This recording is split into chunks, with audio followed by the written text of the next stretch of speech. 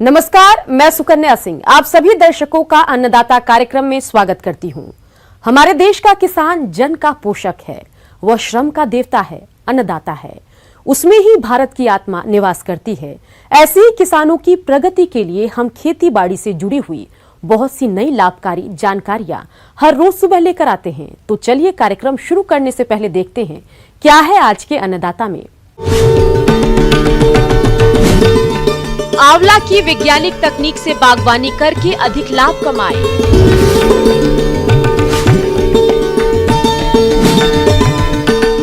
फूलों को सुखाकर बना सकते हैं अच्छी मूल्य वाली सजावटी वस्तुएं।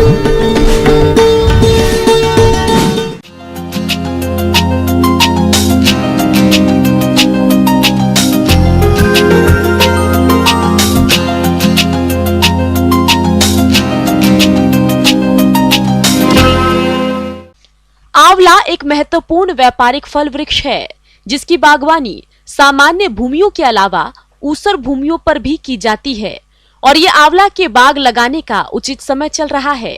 इस समय रोपाई करने से पौधे जल्दी लग जाते हैं।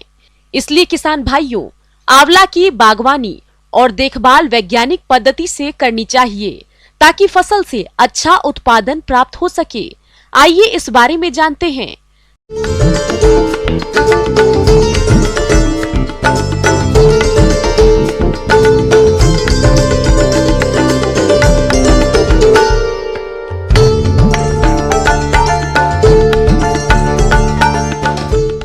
तो ख़ासतौर से मैं जो बागवान लोग हैं उनको मैं इस समय अगर आंवले के बगीचे तैयार करना है तो मुख्य रूप से 4-5 विषयों पर ध्यान रखना चाहिए। तो सर्वप्रथम जैसे कि मिट्टी की जो है, किस प्रकार की मिट्टी है, उसकी किस्म क्या है। आंवले की बागवानी बलुआई और चिकनी मिट्टी में सफलतापूर्वक की जा सकती है। आंवले की बागवानी के लिए बलुआई दोमट मिट्टी सर्वोत्तम होती है। अगर आपकी भूमि ऊसर है जिसका पीएच मानक 6.5 से 9.5 के बीच है, वहां भी इसकी बागवानी कर सकते हैं। मई के महीने में जो भी किसान जो है बागवान, अगर वो आंवले के बगीचा तैयार करना होगा तो वो अपना गड्ढा बना चुके होंगे। गड्ढे की साइज क्या होती है वो सब वो तैयार कर लिए हैं। किसान भाइयों, वही पौधे सही तरीके से लगते हैं जिनकी रुपाई के लिए गड्ढे पहले से यानी गर्मी के मौसम में खोदे जाते हैं। अगर आपने किसी कारण गर्मी में गड्ढा की खुदाई नहीं की है और आपको रोपाई करनी है तो उस दशा में अगर अच्छी धूप हो रही है तो अभी भी गड्ढा खुदाई करके 8 से 10 दिन के लिए छोड़ दें और जरूरी खाद उर्वरक और कीटनाशी मिलाकर गड्ढे की भराई कर दें और अच्छी बरसात हो जाने के बाद पौधों की रोपाई करें। तो लगाने के समय में इस बात का ध्यान रखें कि जिस गड्ढे में हमको पौधा लगाना है उस गड्ढे को जो मिट्टी आपने बाहर किया था, तो जो ऊपर की मिट्टी होती है उपजाऊ होती है, नीचे की मिट्टी उपजाऊ नहीं होती है। तो ऊपर की मिट्टी जो होती है उसमें आप जो है जैसे पौधा लगाने के बाद कभी कभी होता क्या है कि पौधा किसान भाई जब ले आते हैं तुरंत गड्ढा खोदते हैं और लगा देते हैं। उसके बाद पौधे के जो है देखेंगे तो सूखना शुरू हो जाता है और किसान समझ नहीं पाता कि पौधा किस कारण से सूख रहा है। तो हमें अगर जो गड्ढा है उसका उपचारित करके और हम फिर पौधा लगाते हैं तो निश्चित रूप से हमारा पौधा मरेगा नहीं। तो इसमें जो है जैसे दीमक लगने की संभावना ज़्यादा होती है बरसात के महीने में, तो आप जो है सड़ी हुई गोबर की खाद भी देखिए कि कभी कभी किसान भाई जो है कच्चा गोबर की खाद डालते हैं तो उसमें दीमक की संभावना बढ़ जाती है। तो पके हुए गोबर की खाद और ठंडा हो जाए उसके बाद हम जो ऊपर की मिट्टी है उसमें लगभग प्रति गड्ढा प्रति पौधा 15 किलो गोबर की खाद होना चाहिए। उसको सड़ी हुई गोबर की खाद को मिला करके करीब 100 ग्राम नाइट्रोजन, 150 ग्राम फास्फोरस और 75 ग्राम पोटास, इसको हम पौधा लगाते समय जरूर हम मिट्टी में डालें तो निश्चित रूप से पौधे का बढ़वार विकास अच्छी प्रकार से होगा। अब ये रह गई बात कि पौध का किस्म कौन सा होना चाहिए। तो आंवले में प्रमुख रूप से हमारे जो है नरेंद्र 7 है, नरेंद्र 10 है, नरेंद्र 5 है। तो नरेंद्र 7 और नरेंद्र 10 ये अच्छी प्रजाति है और काफ़ी उपयुक्त है अपने भारत के लिए, क्योंकि इसकी जो साइज होती है वो काफ़ी बड़ी बड़ी होती है, इसके मुरब्बे भी बन सकते हैं। तो नरेंद्र 7 और नरेंद्र 10 और चकैया, ये 3 प्रजाति प्रमुख रूप से है जिनको हम पौधरोपण कर सकते हैं। अक्सर आंवले के पेड़ पर फल न आने की समस्या रहती है, जिसका कारण होता है पेड़ का बांझ होना। अगर हम बाग में केवल एक ही किस्म के पौधे लगाते हैं तो बहुत कम फलन या बिल्कुल ही फलन नहीं होता है। इसलिए कई इकाई क्षेत्र में 2 या 2 से अधिक किस्मों का रोपण करें। आप चाहे जो भी किस्म लगाएं, उनके साथ नरेंद्र आंवला 4, नरेंद्र आंवला 6, नरेंद्र आंवला 7 और नरेंद्र आंवला 10 इत्यादि किस्मों से किसी एक किस्म का चुनाव जरूर करें। इसमें मादा फूलों की तादाद 4 से 10 तक हर टहनी पर पाई जाती है। अगर आप केवल वाराणसी, चकैया और हाथी फूल किस्म के ही पेड़ एक साथ लगाएंगे तो वहां फल नहीं लगने की समस्या आएगी। इसलिए आप किस्मों के चयन पर विशेष ध्यान दें। बागवानों से हमको ये मेरा अनुरोध है कि आप जब भी ये आंवले का पौधा लेना है तो आप एक प्रमाणित संस्था से इसका पौधा लें। जैसे आपको किसी कृषि विश्वविद्यालय से ले, कृषि विज्ञान केंद्र से ले, या जो प्राइवेट संस्था है जो प्रमाणित हो, ये इसमें भी भारत सरकार के द्वारा जो प्रमाणित होती है, तो वहाँ से आप जो है आंवले के पौधा लें। तो पौधा लेने के बाद जो है इस बात को ध्यान रखें कि जहाँ से हम पौधा लेते हैं वो पौधा तुरंत गड्ढे से निकाल करके और तुरंत अगर आपको ले आना है तो आप जहाँ जिस संस्था से पौधा लेना है तो उनको आप बता दें कि आप पौधा निकाल कर रखे रहे। जो पौधा निकाल कर रखे रहते हैं उन्हीं पौधों को आप लेके आवें, अन्यथा जो है पौधे के जो है उसमें मरने की जो प्रतिशत होता है बढ़ जाता है।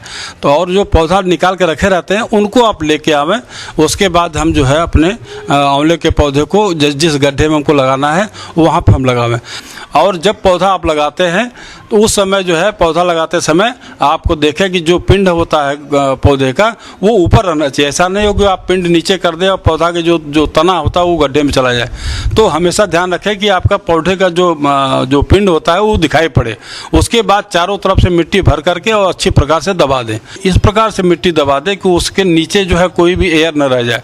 एकदम एयर टाइट जो है उसको दबा दें, पैर से दबा दें, हाथ से दबा दें, किसी लकड़ी से दबा दें। पर गड्ढे को दबा देंगे तो उसमें एयर नहीं रहेगा। और दबाने के बाद जो है फिर उसमें ब्रेक के बाद आप सभी दर्शकों का अन्नदाता में स्वागत है।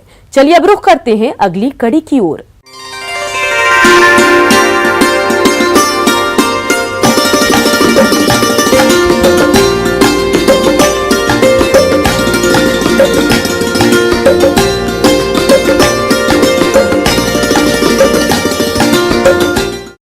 आपने ये कहावत तो सुनी होगी कि जिंदा हाथी लाख का और मरा हाथी 1.25 लाख का। उसी प्रकार ताजे फूलों से तो किसानों को बाजार में अच्छा मुनाफा मिलता ही है, परंतु सूखे फूलों से भी किसान काफी अच्छा लाभ कमा सकते हैं। किसान भाइयों, यूं तो हमारे प्रदेश के बहुत से किसान भाई फूलों की खेती करके अच्छा मुनाफा कमाते हैं, लेकिन आज हम बात करेंगे उन फूलों के बारे में जिनको सुखाकर कई तरह की सजावटी वस्तुएं बनाकर अच्छा लाभ कमा सकते हैं। तो कौन कौन से हैं वो फूल और किस प्रकार बनाए मुनाफे के लिए सजावटी वस्तुएं? ज्यादा जानकारी के लिए मिलते हैं doctor Bharti Kashyap.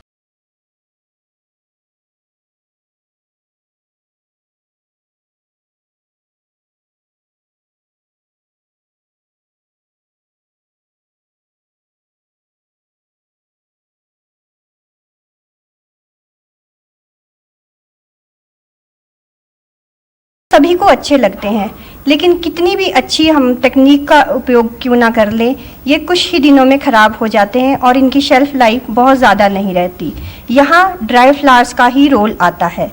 Dry flowers कहने को तो हम ड्राई फ्लावर्स कह रहे हैं, लेकिन कोई भी फूल इसमें हम इस तकनीक में इस्तेमाल कर सकते हैं, चाहे वो जंगली घास हो, एग्रीकल्चर वेस्ट यानी कि जो खाद्यान्न फसलों के बाद हमारा बच जाती हैं फसलें, और कोई भी जंगली फ्लोरा और फर्न, कोन इत्यादि का हम इसमें उपयोग करते हैं। अगर हम बात करें इसके व्यापार की, तो आज भी भारत से सुखाए गए फूलों का व्यापार हो रहा है। जितना भी फूलों का व्यापार हो रहा है, लगभग पिछले 20 सालों से उसमें से 70% सिर्फ ड्राई फ्लावर्स का हो रहा है। लेकिन ड्राई फ्लावर्स की तरफ अभी भी हमारे प्रदेश में बहुत ज़्यादा ध्यान नहीं दिया गया है, जबकि यहाँ के हमारे जो जंगलों घाटियों में बहुत इस तरह की अमूल्य वनस्पति पाई जाती है। अगर वो बाजार में आ जाती है तो वो हमारे व्यापार में और 4 चांद लगा सकती है। भारत और अंतर्राष्ट्रीय बाजारों में सूखे फूलों की बहुत मांग है। अपने देश में इसका निर्यात अमेरिका, जापान और यूरोप तक होता है। भारत से हर साल करीब 100 करोड़ रुपए का शुष्क पुष्प निर्यात किया जाता है। यह उद्योग 20 देशों को 500 से अधिक किस्म के पुष्प निर्यात करता है। शुष्क पुष्प निर्यात में भारत दुनिया में पहले स्थान पर है, क्योंकि यहाँ कई प्रकार के पौधे पाए जाते हैं।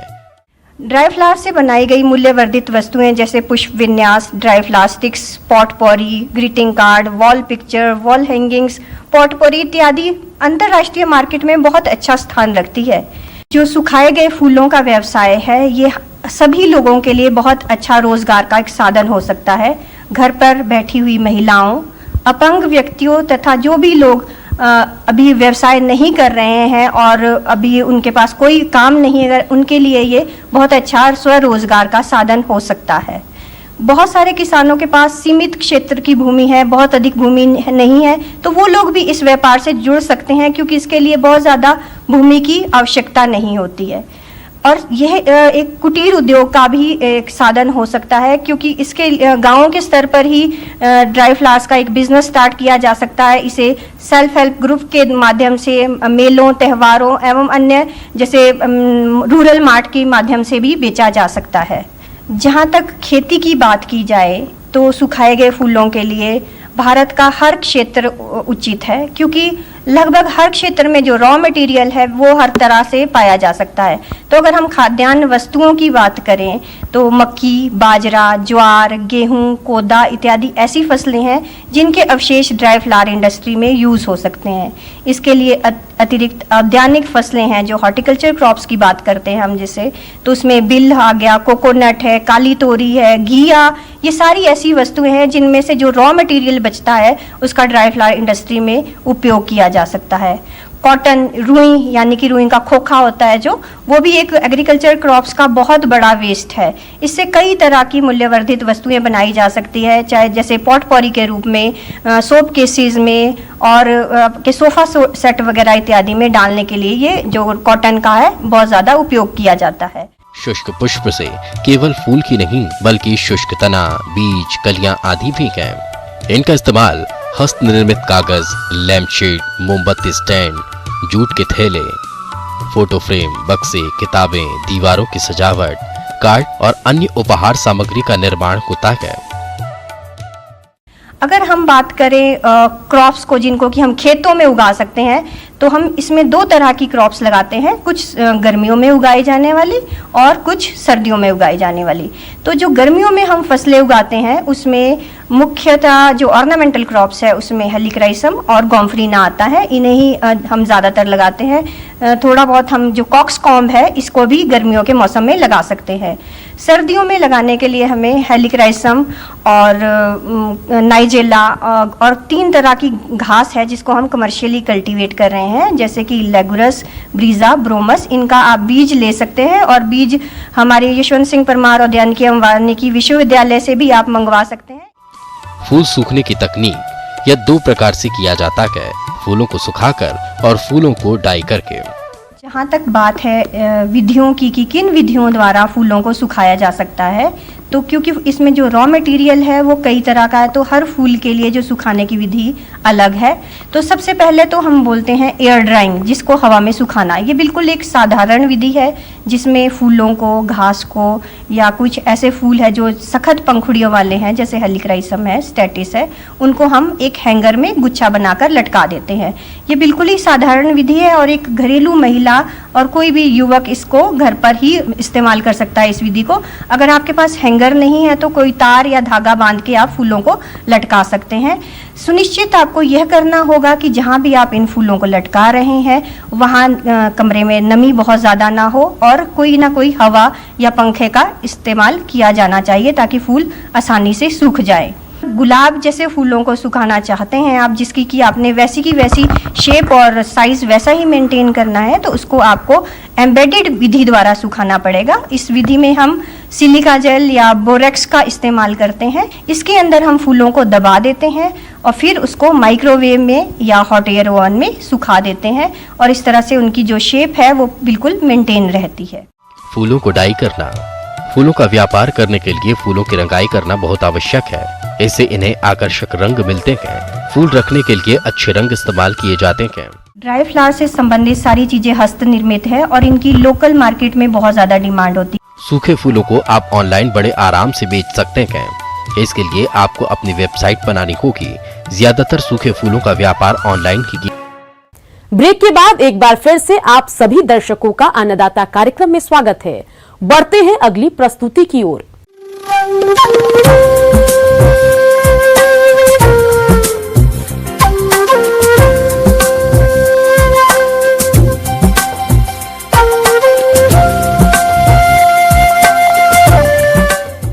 मौसम के अनुसार प्रबंधनों पर ही टिकी है आपकी खेतीबाड़ी, इसलिए मौसम पूर्वानुमान और उस पर आधारित साप्ताहिक कृषि सलाह इस प्रकार है।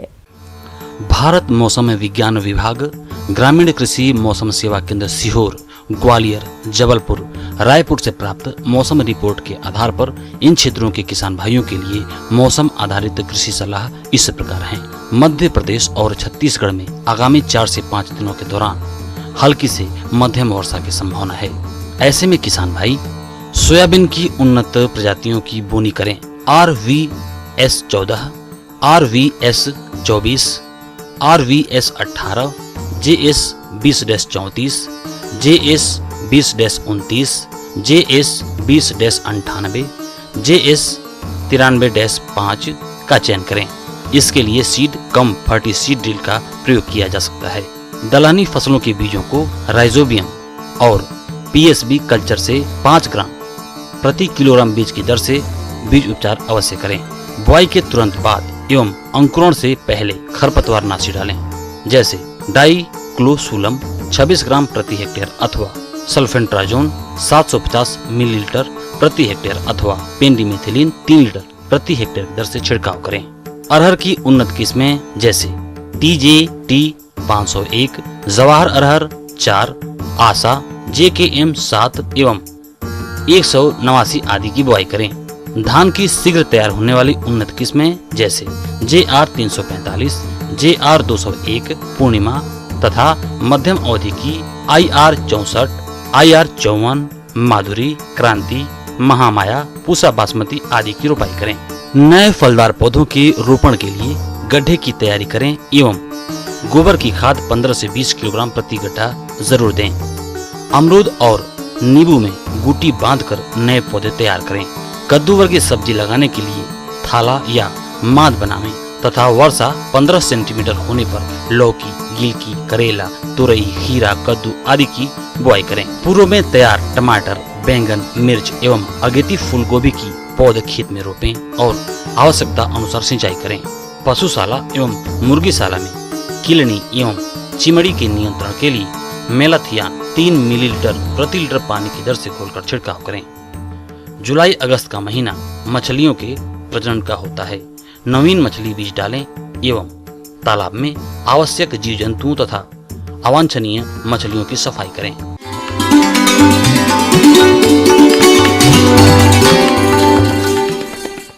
अन्नदाता हेल्पलाइन निशुल्क फोन संपर्क सेवा के माध्यम से आपके द्वारा पूछे गए प्रश्नों में से 1 या 2 महत्वपूर्ण प्रश्न को हम अपने कार्यक्रम में शामिल करते हैं। इसी के तहत आज का चयनित प्रश्न और उसका जवाब इस प्रकार है। अन्नदाता कार्यक्रम में आज जो प्रश्न हमने शामिल किया है उसे पूछा है गांव चिचोली, जिला बैतूल से खेमचंद पटेल ने। आप मधुमक्खियों के लिए कृत्रिम आहार बनाने की विधि पर जानकारी चाहते हैं तो खेमचंद जी आपकी जानकारी के लिए देखिए कार्यक्रम का यह है अंश। तो अभी हम बात करेंगे, अभी बरसात के मौसम आ रहे हैं तो इस मौसम में क्या होता है, मधुमक्खी को खान पान का बहुत कमियां हो जाती है। तो अगर खान पान का कमियां हो जाती है तो किसान भाइयों आपको इसका देखभाल करना चाहिए। तो आप क्या कर सकते हैं कि 1 लीटर पानी में 1 किलो चीनी घोल के शुगर सिरप बनाइए। उसमें आप और एक चीज मिला सकते हैं, विटामिन B कॉम्प्लेक्स की 1 टैबलेट, सिर्फ 1 ही टैबलेट मिलाना है आपको। तो उससे क्या होता है, मधुमक्खी को ताकत मिलती है और ताकत मिलेगी तो स्वाभाविक बात है आपकी जो मधु है उसका भी प्रोडक्शन बढ़ जाएगी। और है कि आप जो मधुमक्खी के पालन करते हैं उस एरिया के आसपास में सनफ्लावर यानी कि सूरजमुखी फूल लगा सकते हैं या मकाई का भी फूल लगा सकते हैं या फिर कुछ अलग जो फूल आते हैं गेंदा वगैरह वो सब आप लगा सकते हैं। इससे क्या होगा, उसको नेक्टर मिलते रहेगी और उसको खान पान में कोई दिक्कत नहीं होगी। तो किसान भाइयों अगर आप मेरे बात को अमल कीजिएगा तो आप अच्छा से अच्छा प्रोडक्शन ले सकते हैं। धन्यवाद।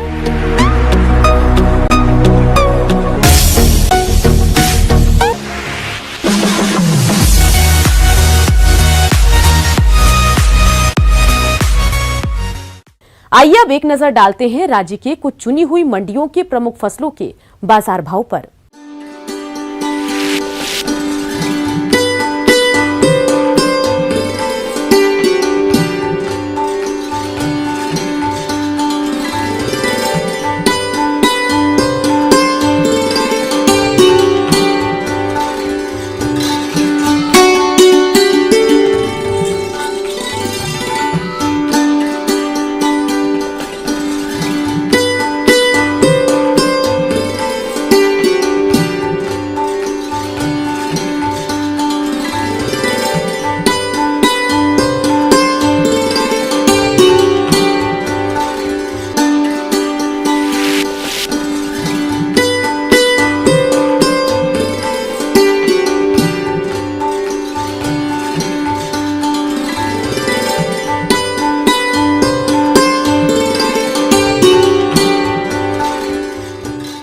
अब आइए देखते हैं कल दिखाए जाने वाले कार्यक्रम की मुख्य झलकियां।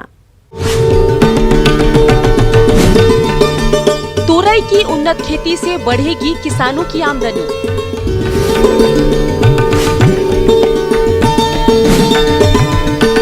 अदरक की फसल में समय रहते करें रोगों की रोकथाम। किसान भाइयों, अन्नदाता आपकी सेवा के लिए संकल्परत है। कृषि संबंधित समस्या और सुझावों के लिए आप हमें इस पते पर संपर्क कर सकते हैं। प्रोड्यूसर अन्नदाता, news 18 Madhya Pradesh Chhattisgarh, Ramoji film city Hyderabad 501512। साथ ही आप हमें ईमेल भी कर सकते हैं। हमारा ईमेल है p18annadatamp@nw18.com। इसके अतिरिक्त आप हमें निशुल्क हेल्पलाइन नंबर 180041921555 पर सोमवार से शनिवार सुबह 10 से शाम 4 बजे के बीच संपर्क कर सकते हैं। किसान भाइयों, अब समय हो रहा है आपसे विदा लेने का, तो हमारी अन्नदाता टीम को दीजिए इजाजत।